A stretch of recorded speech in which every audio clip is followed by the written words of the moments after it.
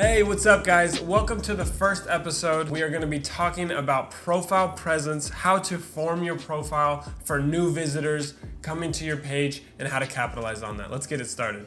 If you guys already have an account set up and you think it looks good already, you can go ahead and skip this episode and move on to the ones that you find more value in. But I do think this episode is very crucial to your brand's image and longevity, so we're just going to get started with the account username. So the @name is what it's called. You know, if your @name is similar to one of the bigger accounts, so if my @name was something to do with van life, then it would be piggybacking off of that big account, that big van life account. So the account van life has a bunch of followers, and when someone searches van life, your account will come up under it because it has a similar name. So what we're doing is we're getting more searches from people that are following similar accounts. We want to go after a short name. So if you did vanlife.voyager or something like that using the 2 V's, maybe that might trigger in someone's head a little bit easier to remember. If you want to just jump on like thesaurus.com or something like that and look up synonyms. So what we're going to do is, just to relate to that travel niche, we're going to do vanlife and say travel is already taken. We'll just type in travel. So as you can see, super easy on thesaurus.com. You type in synonyms. On travel, you're getting excursion, you're getting movement, you're getting sightseeing, tour, transit, different words that relate to the market. And that's what we're going for, is an @name, super easily searched, using keywords that relate to the market. That's really what we're going after. So we're gonna jump into name now. And as far as the name, me personally, I just use the name of the company. So it's the same as the @name. If you had a themed page and maybe you're just posting pictures of vans, like the van life page, maybe you would say van life pictures daily. In the search optimization, keywords pop up. So if someone searched van life and van life isn't in your @name, but it's in your name, it's gonna pop up as well. Both your name and your @name have some keywords in it for that search optimization. Your bio, super important. This needs to be as short and as sweet as possible. It needs to be super clean because, I'm gonna do a little test run right here. So I'm gonna go to my Explore feed, click on the first picture, go to that profile. First thing I look at is the @name, and I do a quick skim of the bio. What caught my eye is, they had some emojis in there, some relative emojis, van life, camping emojis. They don't follow anybody. What's good is really to keep that following low so you don't look spammy. You want to come off as genuine as possible. They have a great profile picture. It fits the Instagram, dimensions. So we'll go back to my page. And as you can see in my page, the first line, I just listed exactly what we are, digital marketing agency, and right under it listed what we do, and I put it in bullet points. I separated them, so I didn't put we do Instagram ads, we do Facebook ads. All I did was put IG, Facebook ads, websites. So it's super short. It's telling people what we do. Add an emoji in there that's going to catch their eye. The emojis make it a little bit more fun. We don't want to put a big paragraph because no one's going to read it. They're going to move on to your feed as soon as they see that bio and the @name and your profile picture. The next thing is the profile picture.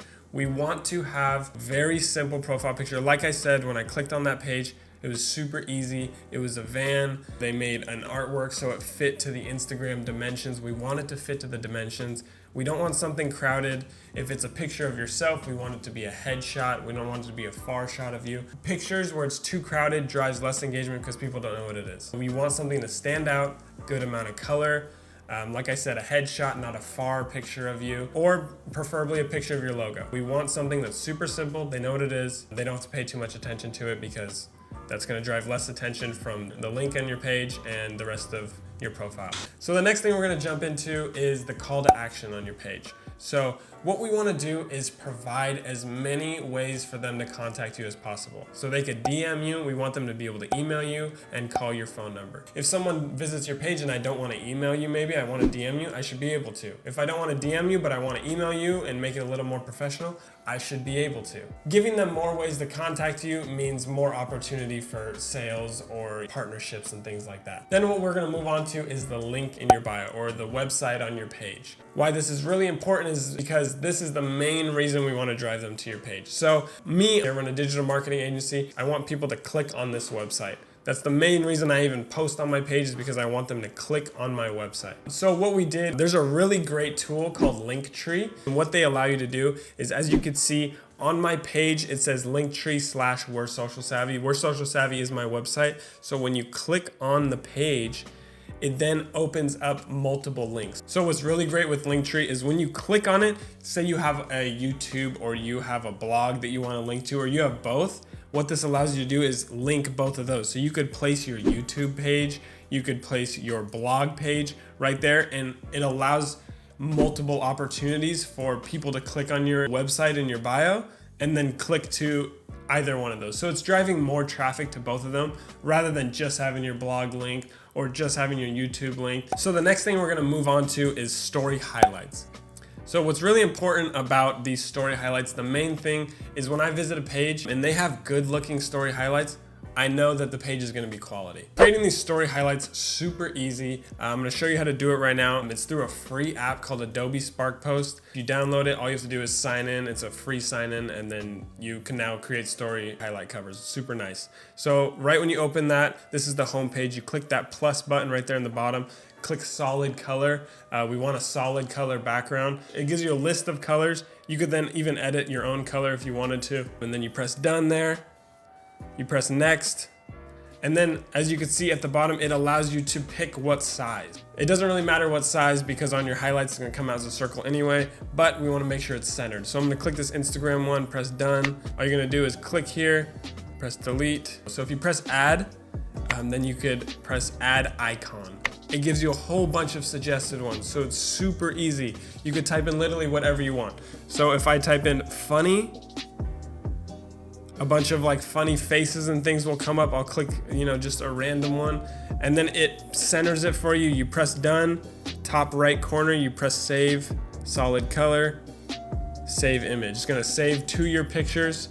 You're gonna come here, hold down on the story highlight that you wanna change, press edit highlight. In the top, in the middle right there, it says edit cover. You just add it there. It centers it for you. It's super simple. And then once you're done, it adds to your page. It makes your page look a lot nicer, a lot more professional, which at the end of the day, we want to go for, because that's going to drive in more followers and more clients. It's more trustworthy. And then what you're going to do is, if you have multiple highlights, you're going to use the same color with different icons, and it's going to really transform the look of your page for that new visitor. A good idea is to have at least a minimum of 3 story highlights, so it really just expands the page colors and ties the whole page together. Oh hey, you just finished episode 1. Congrats. This is what we call the recappuccino. I make myself a cup of joe and I break down what we learned.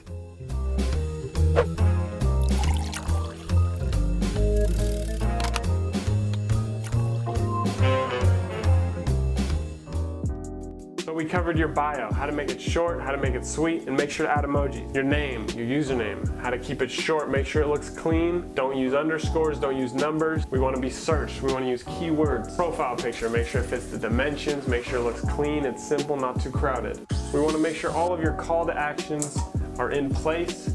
We want them to be able to contact you in every form, email, phone, DM. Make sure you have a link in your bio. If you have multiple links, use that link tree or that link in bio. Cappuccino's in the works. That's the recappuccino. Thank you guys for being here. That's all you guys need to know for profile presence. Next episode, we're gonna be talking about how to post, what kind of content to post, and where to get it from. We'll see you guys there.